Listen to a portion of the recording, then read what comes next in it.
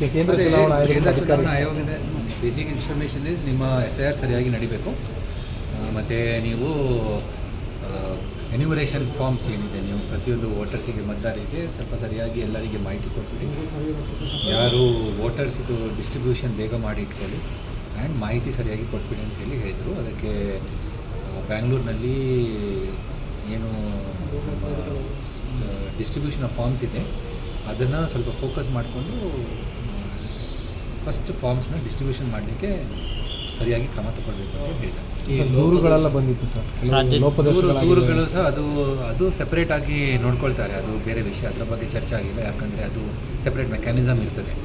ಅವರು ಚುನಾವಣಾ ಆಯೋಗ ಕಡೆಯಿಂದಲೇ ಏನು ರಿಪೋರ್ಟ್ ಕೇಳ್ತಾರೆ ಅದು ಸಿ ಅವರು ಹೇಳ್ತಾರೆ. ಅದರ ಬಗ್ಗೆ ನಮ್ಮ ಮಟ್ಟದಲ್ಲಿ ಪ್ರತಿಯೊಂದು ಕಾನ್ಸ್ಟಿಟ್ಯೂನ್ಸಿನಲ್ಲಿ ಹೇಗೆ ನಡೆದಿದೆ, ಎಷ್ಟು ವೇಗಗತಿಯಲ್ಲಿ ನೀವು ಫಾರ್ಮ್ ಡಿಸ್ಟ್ರಿಬ್ಯೂಷನ್ ಮಾಡ್ತೀವಿ, ಅದು ಸ್ವಲ್ಪ ಇಡೀ ರಾಜ್ಯಕ್ಕೆ ನಾವು ಕಂಪೇರ್ ಮಾಡಿದರೆ ನಮ್ಮದು ಸ್ವಲ್ಪ ಹಿಂದೆ ಇದೆ. ಯಾಕಂದರೆ ಅರ್ಬನ್ ಸಿಚುವೇಷನ್ನಲ್ಲಿ ಬೇರೆ ಬೇರೆ ಇದೆ.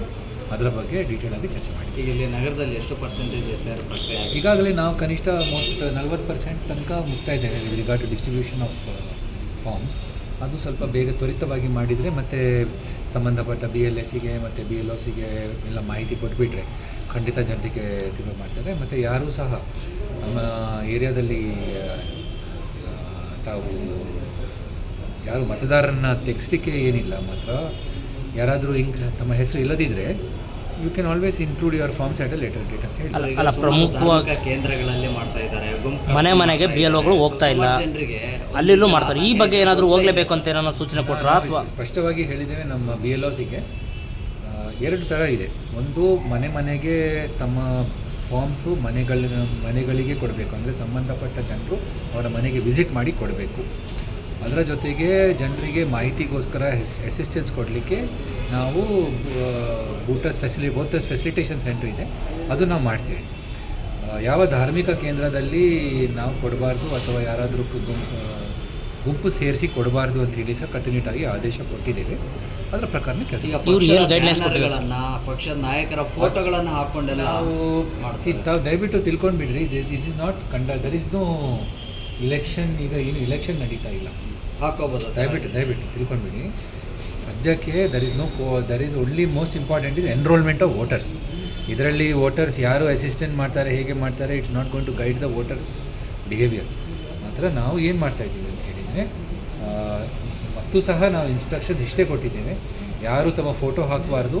ಆ್ಯಂಡ್ ಅದು ನಾವು ADO ಮಟ್ಟದಲ್ಲಿ ಪೊಲಿಟಿಕಲ್ ಪಾರ್ಟೀಸ್ ಮೀಟಿಂಗ್ ಮುಖಾಂತರ ಅವರಿಗೆ ಪ್ರಮುಖವಾಗಿ ಇವತ್ತಿನ ಸಭೆಯಲ್ಲಿ ಏನು ಸೂಚನೆ ಕೊಟ್ಟರು ಸರ್ ಸಂಜಯ್ ಕುಮಾರ್? ನಿಮ್ಮ ವೋಟರ್ ಫೆಸಿಲಿಟೇಷನ್ ರಿವ್ಯೂ ಆಗಿದೆ, ಏನಾದರೂ ಹೆಚ್ಚು ಕಡಿಮೆ ಇದ್ದರೆ ಖಂಡಿತ ಅವರು ಮತ್ತೆ ರಿವ್ಯೂ ಮಾಡ್ತಾರೆ. ಸರ್, ಈಗ ಸುಮಾರು ಜನರು ಮನೆಗಳಿಗೆ ಹೋಗಿದ್ದಾರೆ, ಅಲ್ಲಿ ಬೇರೆ ಕಡೆ ಶಿಫ್ಟ್ ಆಗಿದ್ದಾರೆ.